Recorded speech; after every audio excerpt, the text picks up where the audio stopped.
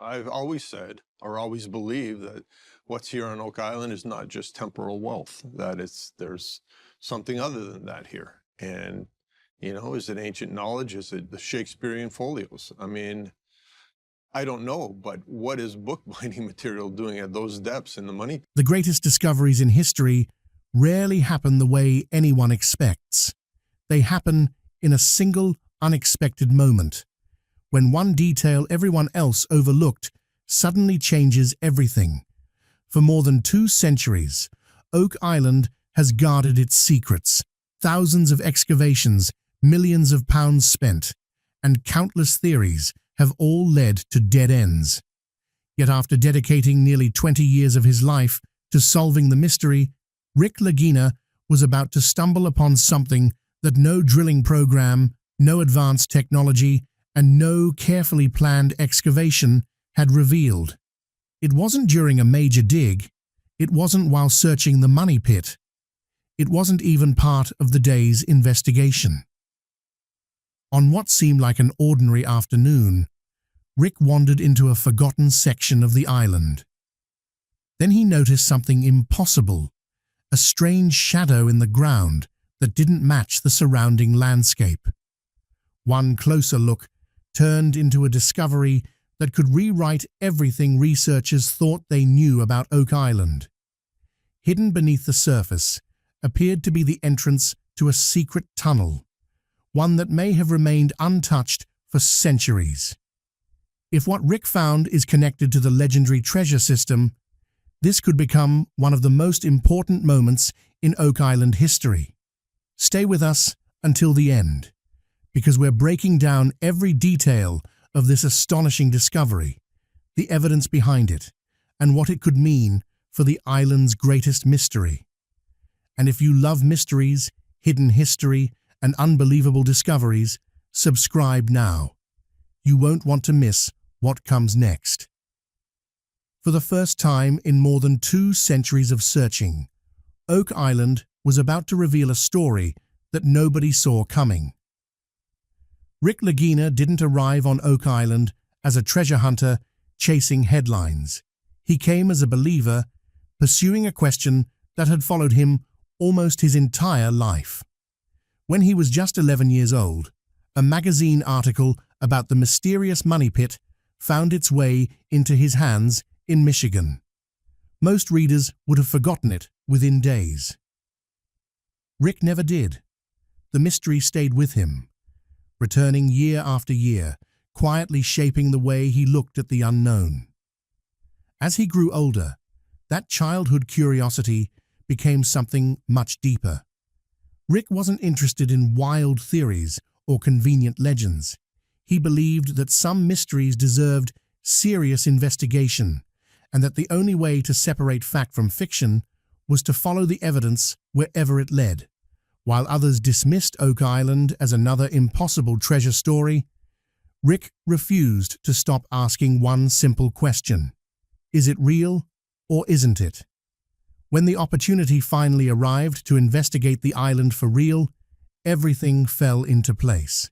His brother Marty brought the business experience and financial backing, while Rick brought decades of determination and an unwavering belief that the mystery was worth solving. Whenever reporters asked why he had devoted so much of his life to Oak Island, his answer never changed. "I've been thinking about this since I was 11. It's either real or it isn't. I just want to know which." 2 decades of searching didn't simply bring Rick closer to an answer. They gave him something even more valuable. They gave him an intimate understanding of the island itself. Oak Island was no longer just a famous mystery. It had become familiar ground. He knew every trail, every rise, every low spot that collected rainwater, and every subtle change in the landscape through every season and every year. That kind of knowledge cannot be learned from maps or reports. It comes only from walking the same ground thousands of times.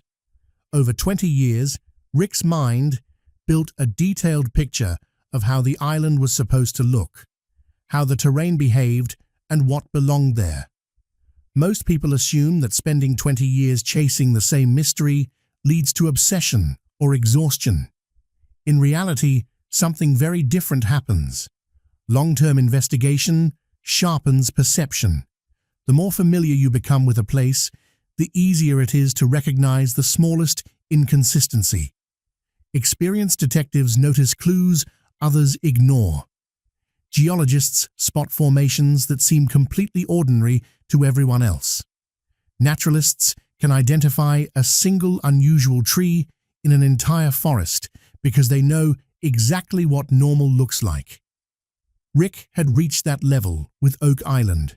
Every path had been walked. Every section of ground had been studied, discussed, surveyed, and revisited countless times. The island's hills, drainage patterns, vegetation, and hidden irregularities had become part of a mental map built over 20 years of relentless observation. And that was exactly why, on one seemingly ordinary afternoon, something caught his attention. It wasn't a dramatic collapse. It wasn't a freshly opened hole. It wasn't even a visible structure.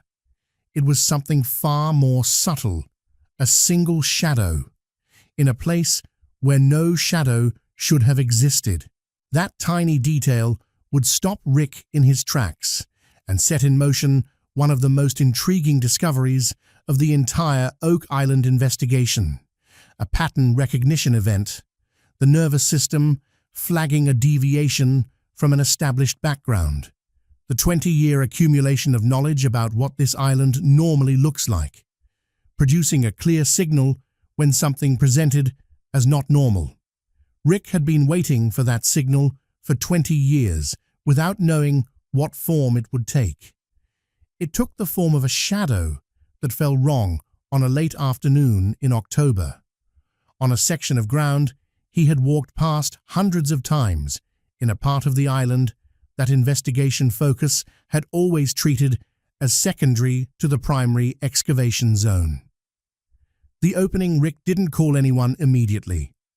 He spent 40 minutes at the site on his own first, not excavating, not disturbing anything, just observing from different angles and distances, building the picture of what he was actually looking at before introducing other people's interpretations into his own. This was a habit he developed across 20 years of Oak Island work. The practice of making his own assessment before group discussion, because group assessments had a way of converging on the first confident interpretation offered rather than on the most accurate one. What he observed across those 40 minutes built a picture that had several distinct components. The depression in the ground was not natural subsidence. Natural subsidence in the Oak Island geology, which Rick knew intimately by this point, produced specific surface signatures, gradual B-shaped, with surface vegetation responding to the moisture and drainage changes that subsidence creates. What he was looking at had different characteristics. The edges were more defined. The vegetation transition was abrupt rather than gradual, and the orientation of the depression, its longest axis, followed a bearing that pointed when Rick mentally extended it directly toward the primary money pit zone on the island's eastern end, a linear depression with non-natural edges oriented toward the money pit. Rick had read enough about the Oak Island system, had absorbed enough of the historical accounts, the engineering analyses, the documented characteristics of the flood tunnel network to know what a surface expression of a subsurface linear passage looked like. He had seen those descriptions in documents. He was looking at those characteristics in the ground. He stood up, took one more look at the orientation, confirmed mentally that the bearing was what he thought it was. Then he took out his phone. He called the team lead, not with the specific restrained excitement of someone managing their own reaction for an audience, but with the focused directness of a person who has found something specific and needs specific people to respond to it. "I need the ground penetrating radar at my location. Rick said today, before we lose the light, I found something. The GPR team arrived 45 minutes later. What the equipment showed in the first pass, directly over the depression, confirmed what Rick's 40 minutes of observation had suggested and elevated it beyond suggestion into something that required an entirely different response. Directly beneath the surface depression, at a depth beginning at approximately 6 feet and continuing to a depth the first pass data couldn't fully characterize. The GPR was returning signatures consistent with an open passage, a void space with linear dimensions, and an orientation that the equipment's output displayed as a clear directional feature running toward the northeast, toward the money pit. What the ground shows, the ground-penetrating radar survey that followed Rick's initial discovery, ran for 3 days, not 3 days of continuous work on the single depression. 3 days of systematic expansion of the survey area, building a complete picture of what the subsurface was showing across the region of the island where Rick had made the initial observation, and the surrounding ground that the first data suggested might be relevant. The lead GPR operator was careful in her language during those 3 days. GPR data is real data, but GPR interpretation involves uncertainties that responsible operators don't minimize. The difference between consistent with a passage and confirmed passage is a distinction that matters when extraordinary claims are at stake. But across 3 days of surveys, from multiple angles and at multiple frequencies, the picture that assembled itself in the processed data was consistent enough to move the characterization forward. The subsurface feature was not a single short void. The GPR returns showed a linear feature, strongest signal directly below the surface depression Rick had found, progressively deeper as the feature extended toward the northeast, maintaining consistent dimensional signatures across the extent of the survey area. The depth profile was significant. At the point of the surface depression, the feature began at approximately 6 feet. As it extended northeast toward the money pit zone, the feature's signature deepened, consistent with a passage that descended toward the depth range where the primary vault structure had always been hypothesized to exist. What you're looking at, the GPR operator told Rick after the 3rd day's data was processed, is a linear subsurface feature that begins close to the surface where you found the depression and descends toward a depth consistent with the money pit's known subsurface profile as it extends toward that area. The dimensional signatures are consistent with a passage of human-made, rather than natural origin. I can't tell you with certainty what it is. I can tell you it's not geology. It's not geology. In the GPR operator's careful professional language, that was as clear as the data allowed her to be. Rick heard it clearly. The question of design is the GPR survey had established the subsurface features characteristics with enough consistency to work from. The investigation turned to a question that Rick found more fascinating than the simple confirmation of the feature's existence. Why was it there? The Oak Island Vault System, as understood through the historical accounts, the engineering analyses, and the physical evidence accumulated across the investigation, was designed around a specific defensive logic. The flood tunnels connected the money pit area to the sea, defeating excavation attempts from above. The depth of the primary vault protected it from surface approaches. The system was in the assessment of every engineer who had studied it seriously, a sophisticated and integrated defense designed by people who thought carefully about what they were protecting and how to protect it. Within that framework, a tunnel running from a surface access point toward the money pit zone was not immediately consistent with the defensive logic. Tunnels are access features. Defense features keep people out. What was a tunnel access feature doing in a system designed to keep people out? Rick spent time with that question, not because it undermined the significance of the find, but because he had learned across 20 years of investigation that the interesting questions about Oak Island were always the ones that didn't immediately resolve. The answer he arrived at through discussion with the historical researchers and engineers who were now engaged with the tunnel's characteristics was a reframing of the defensive assumption.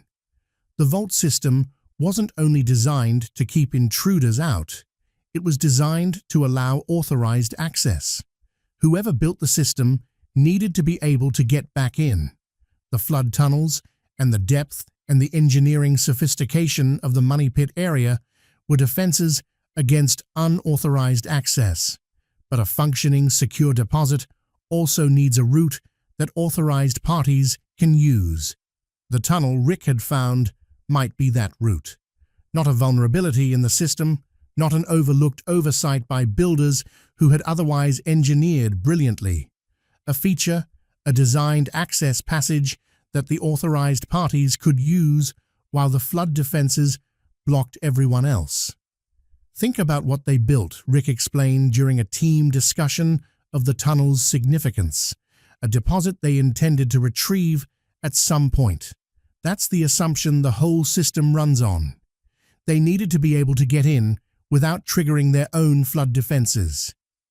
They needed a route that bypassed the flooding mechanism. If this tunnel connects to the vault from outside the flood tunnel network, it's not an accident. It's the key. The key. The passage that the vault's builders used and then sealed. Sealed well enough that 228 years of searching hadn't found it until a late afternoon shadow fell at the right angle on the right October day. The history beneath the history, Rick Laginina's discovery of the tunnel, required the investigation's historians to go back to the archival record with a new question. Previous historical research on Oak Island had focused on the vault, what it contained, when it was built, who built it, and what historical circumstances had motivated its construction.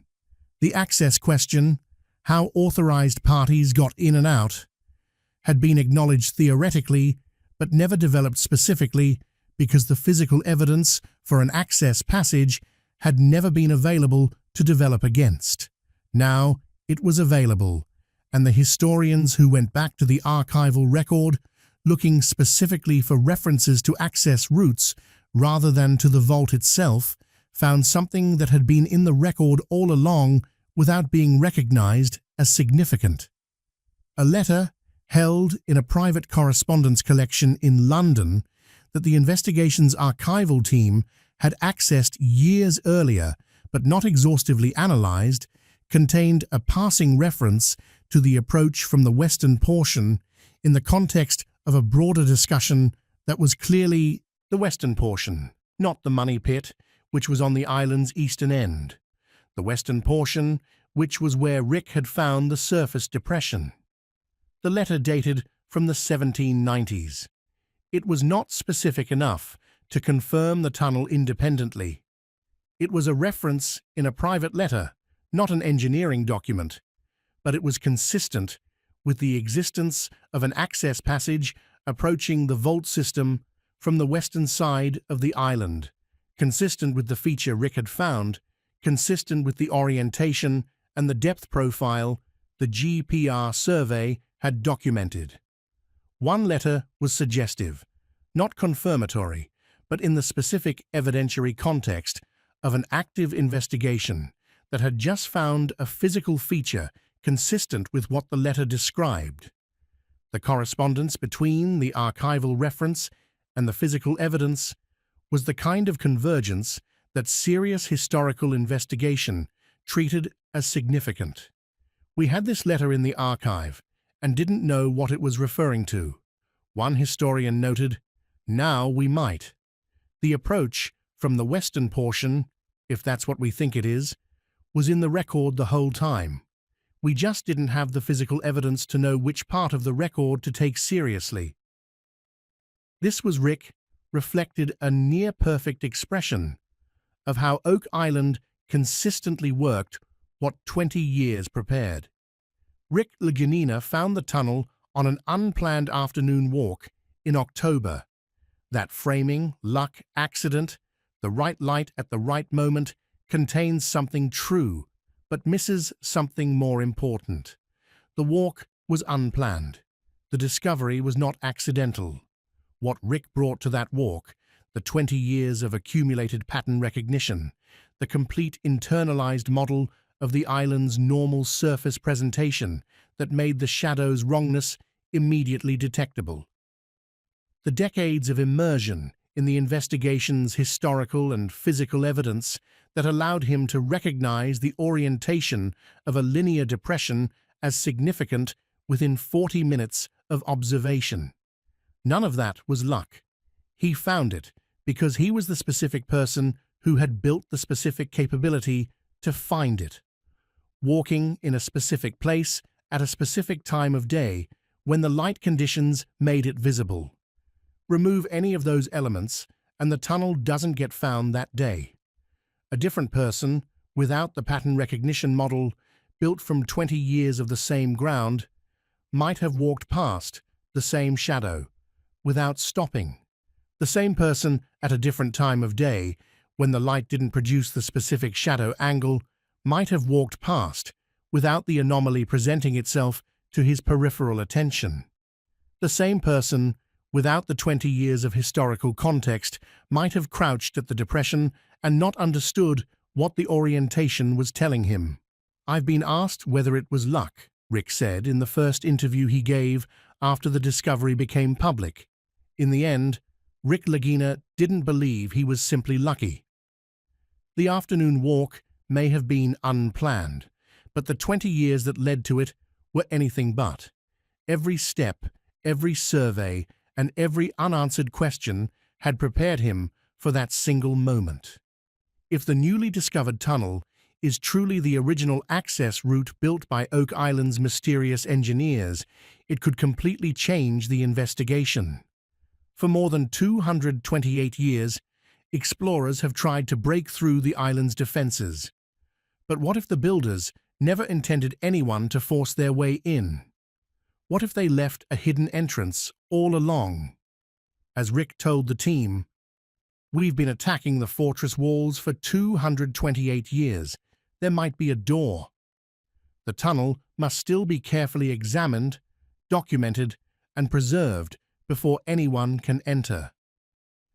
But if it leads where researchers believe it does, this discovery could become the breakthrough that generations of treasure hunters have been searching for, and perhaps finally reveal the truth hidden beneath Oak Island."